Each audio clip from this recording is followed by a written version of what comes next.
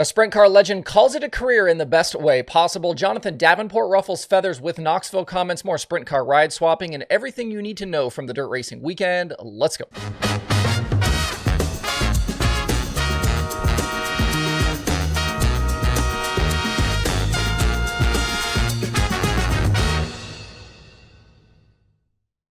It's Sunday, September 22nd. I'm Justin Fiedler. This is DIRTRACKR Daily presented by Kubota Genuine Parts.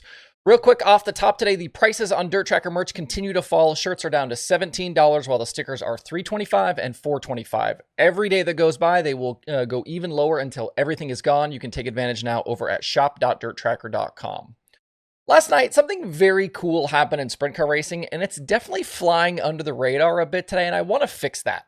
At Sharon Speedway, the rescheduled 16th annual Lou Blaney Memorial went down for $12,000 a win.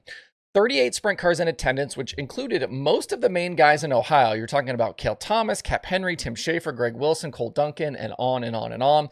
There are also some PA travelers, guys like AJ Flick, Carl Bowser, and even a Danny Dietrich appearance. Out front in that one, Dave Blaney and Ryan Smith started together on the front row and each led laps through the opening stretch. Blaney, though, took over for good on lap 8 and held off a serious challenge from Danny Dietrich in the closing laps to score the win. It was Blaney's third win in the race, named for his father. In Victory Lane, the Buckeye Bullet was emotional, and it immediately became clear why. Last night's race was the final start in Blaney's incredible racing career. Live on Dirt Vision, he said, quote, "No better way to retire than to win this one." It's hard to disagree with that. A walk-off win at your family's racetrack in the race named for your dad. It does not get much better than that. Over his incredible career, Blaney was a force in a sprint car, winning the 1995 World of Outlaws Championship and 95 races. He's currently 9th all-time on that Outlaw win list. He also scored 49 All-Star wins and crown jewel victories in the 1997 Knoxville Nationals and twice at the Kings Royal in 93 and 95. He parlayed that success as well into a lengthy NASCAR career, making 473 Cup Series starts between 1992 and 2014. And even at age 61, Blaney's still very strong behind the wheel of a Force 10 sprint car. He won an Outlaw show in 2021, and in just 2 Outlaw starts in 2023, had 2 top 7 finishes, including a podium at Weedsport. He raced 7 times this year. He made the Outlaw feature at Sharon in May and finished no worse than 4th in 6 starts across Sharon, PA Motor Speedway, and Lernerville. And last night's field at Sharon was as good as you'll see in Ohio this year. Happy trails to Dave Blaney, and what an incredible walk-off win to end his career. All right, let's dive into the rest of the dirt racing weekend. We'll start first with the Lucas Oil Late Model Dirt Series at Knoxville for the Late Model Nationals. Bobby Pierce took the $50,000 victory and his first Late Model Nationals win of his career last night. He topped Brian Shirley and Devin Moran in a race that was halted at one point because of rain. Hat tip, though, to Knoxville for all the work they did all weekend to keep that track in shape. Last night was the cutoff race for the Lucas Championship chase, and Hudson O'Neal entered the weekend with a slight advantage over Tim McCreadie for that final spot. He started 5th and led 8 laps right around halfway, but his SSI Motorsports 71 faded hard down the stretch, and he ended up 15th. That combined with a top 5 run for McCreadie saw O'Neal slip to 5th in the final standings, and T-Mac locked down that final spot in the group of 4 that will vie for the 2024 Lucas title. And that group also includes Ricky Thornton Jr., who had kind of a miserable weekend, Devin Moran, and Jonathan Davenport. Going back to the Lucas situation post-Speed Weeks, Hudson O'Neal departed the Rocket House car before Atomic Speedway in March. At that moment, he was 2nd in the standings, while McCreadie was way down in 9th. Huddy is on, which I believe is his 3rd ride since then, if you count the Rumley situation, then to his own team, not to SSI. While McCreadie got in the Rocket House car, methodically marched his way through the standings, got himself into this fight. There are still questions about the future for the Rocket House car and T-Mac, but it's no small feat to do what they did. The 10-night battle for the championship begins this week at Brownstown with the CJ Rayburn Memorial Friday and the Jackson 100 on Saturday. Jumping back quickly to Jonathan Davenport, I know he ruffled some feathers with his comments about Knoxville following the opening night prelim win on Thursday. JD has made it clear on several occasions that Knoxville is just not his favorite racetrack, and that continued this week. Last year, he called it a dump, and this year said it was like going to your in-laws with your wife. You don't really want to be there, but you have to. Certainly not mincing words there, but I don't really have a problem with it. We usually get pretty vanilla answers from so many guys. I like the honesty from Davenport. He did tweet later, though, quote, "Just so you know, I like my in-laws," unquote. At Eldora for 4 Crown, no sweeps this year like we saw from Logan Seavey in 2023, at least for the non-wing portion. Daison Pursley came pretty close, though. He won both midget features, led laps after starting on the pole in the Silver Crown show before finishing 4th, and he did win the sprint car feature, going 5th to the win. Pursley's grip on the midget standings has grown to nearly 100 points, headed next to the BC 39.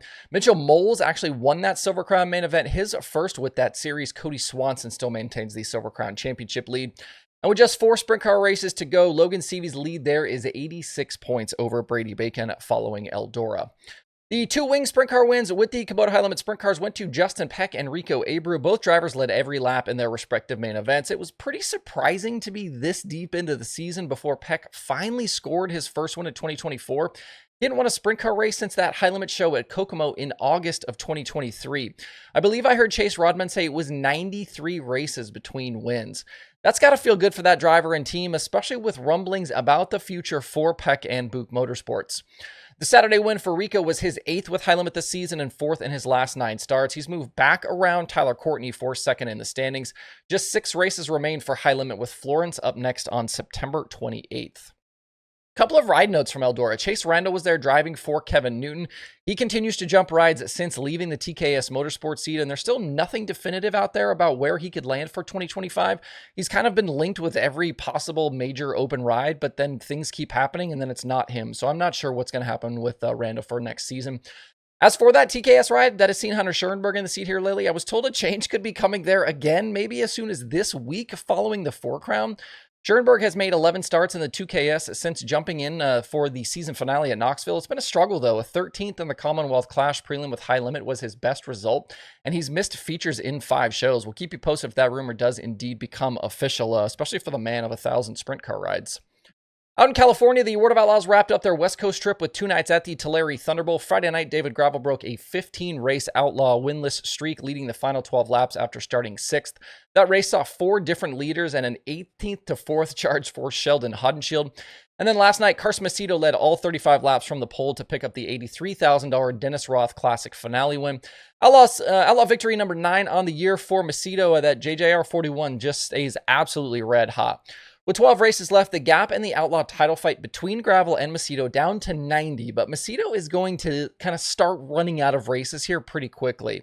I think he probably needed to leave California with things a lot closer than they really are right now to make a serious run. He needs 7.5 points per night through World Finals to pull even. That's nearly 4 positions per race. Not impossible, but going to get ever more difficult. The Outlaws will be at Wayne County and Sharon next weekend. Other open wheel winners included Noah Gass and Sam Haverteep in Power Eye 410 action at Creek County. Casey Jedrzak was a 410 winner at Attica. Paul Nienheiser won at Jacksonville.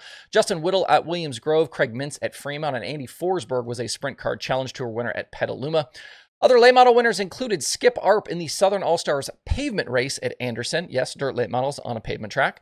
Billy Moyer was a Comp Cams winner at Batesville. Cameron Marlar won the Bloomquist Tribute race at Volunteer. And Peyton Freeman and Zach Mitchell split the Hunt the Front Series wins at Thunderhill. Brandon Overton pretty comfortably in control of that Hunt the Front Series championship. And at Albany, Saratoga last night, Matt Williamson took advantage of late contact between Matt Shepard and Demetrius Drelos to get Super Dirt Car Series win number 7 on the year. He has locked himself into the finale at Super Dirt Week. Williamson still trails Shepard by 27 points in the standings. All right, that's it for the Daily for today. Hope you guys have a great rest of your Sunday out there. We will see you right back here tomorrow.